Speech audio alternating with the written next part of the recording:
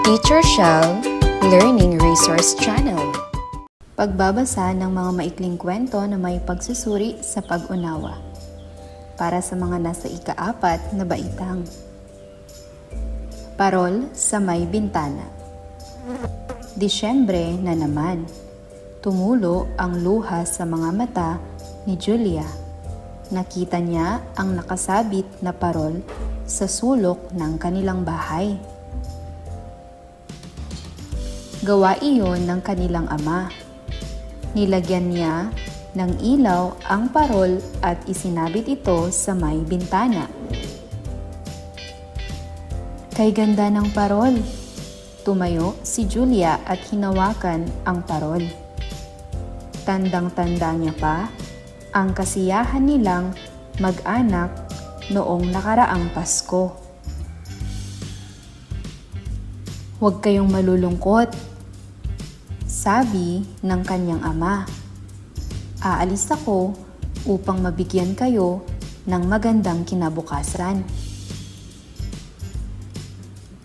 Ingatan ninyo ang parol.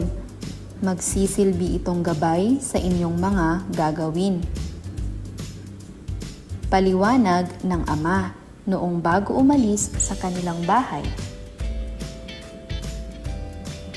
Tama si Itay. Kahit nasa malayo siya, ang parol na ito ang magpapaalala sa amin, sa kanya at sa kanyang mga pangaral. Parang napawi ang lungkot ni Julia. Napangiti siya, sabay kuha sa parol. Kayo naman.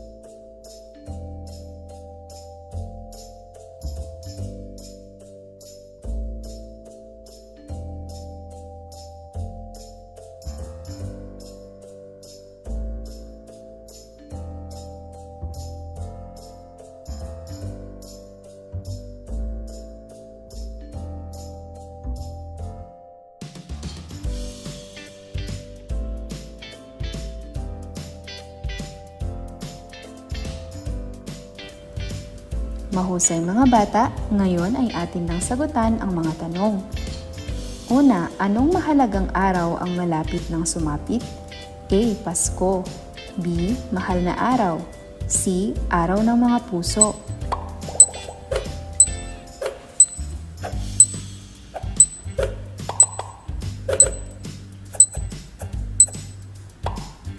Mahusay, ang tamang sagot ay A. Pasko. Pangalawa, ano ang unang naramdaman ni Julia nang makita niya ang parol?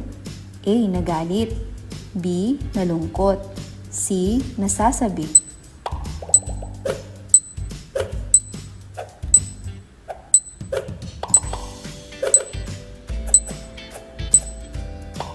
Magaling, ang tamang sagot ay B. Nalungkot. Pangatlo, sino ang naalala ni Julia tuwing makikita ang parol? A. Ina. B. Itay. C. Kapatid.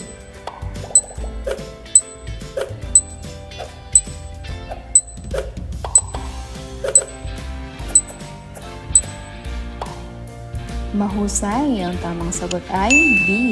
itay. Pang-apat, ano ang ibig sabihin ng ama ni Julia nang sinabi niya ang ingatan ninyo ang parol, magsisilbi itong gabay sa inyong mga gagawin? A. Huwag pabayaang masira ang parol. B. Ang parol ang magpapaalala sa mga habilin ng ama. C. Ang ilaw nito ang magpapaliwanag sa mga gawain nila.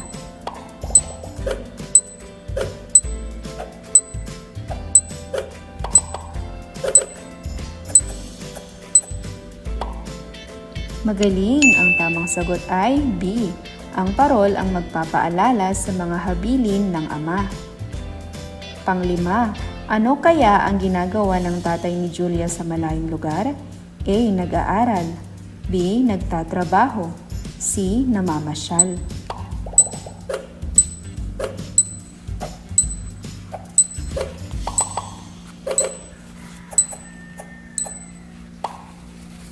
Magaling! Ang tamang sagot ay B. Nagtatrabaho.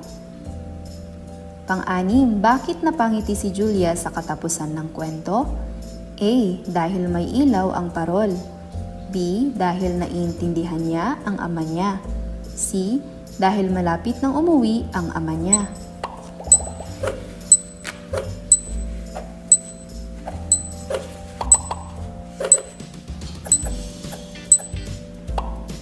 Mahusay! Ang tamang sagot ay B.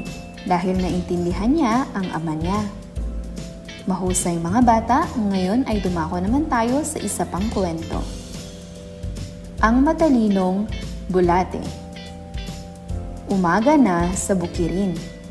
Maagang lumabas si Bulate. Nais niyang masikatan ng araw. Sa di kalayuan, nakita siya ni Tandang. Lumapit si Tandang upang kainin si Bulate. Nagulat si Bulate at nag-isip ng mabilis. Biglang nagsalita si Bulate. "Kaibigan," simula ni Bulate, "bago mo ako kainin, mayroon sana akong hiling. Nais ko munang marinig ang maganda mong boses." Natuwa si Tandang sa sinabi ni Bulate. Alam ni Tandang na maganda ang boses niya. Tumilaok siya ng mahaba. Ang hindi niya alam, nagtago na si Bulate sa ilalim ng lupa. Kayo naman mga bata,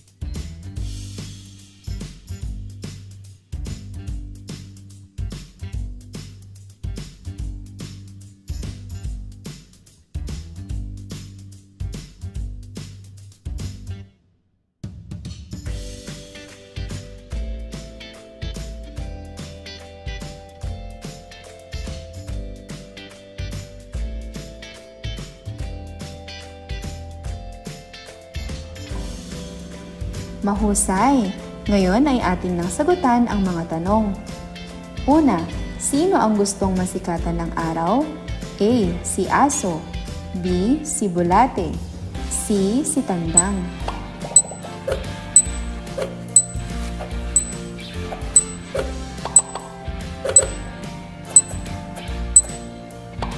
Mahusay, ang tamang sagot ay B. Si bulate.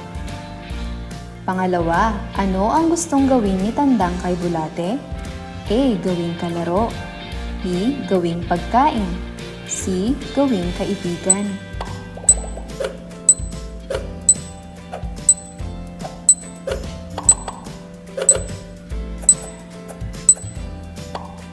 Magaling! Ang tamang sagot ay B. Gawing pagkain. Pangatlo, anong salita ang ginamit para ipakitang umawit si tandang? A. Kumanta. B. Tumilaok. C. Sumigaw.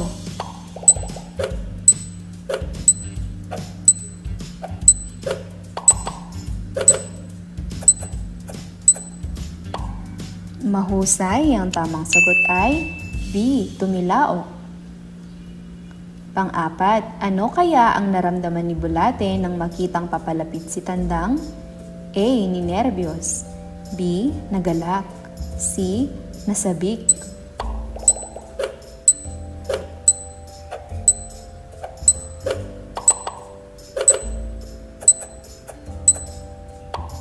Magaling! Ang tamang sagot ay A.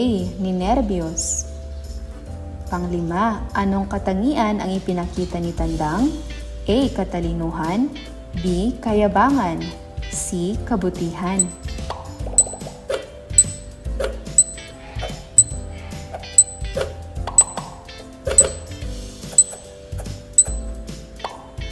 Magaling! Ang tamang sagot ay B. Kayabangan. Pang-anim, ano ang huling nangyari sa kwento?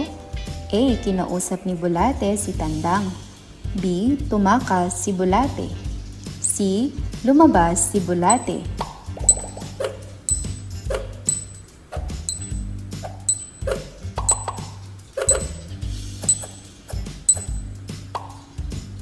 Mahusay, ang tamang sagot ay B. Tumakas si bulate. Mahusay mga bata!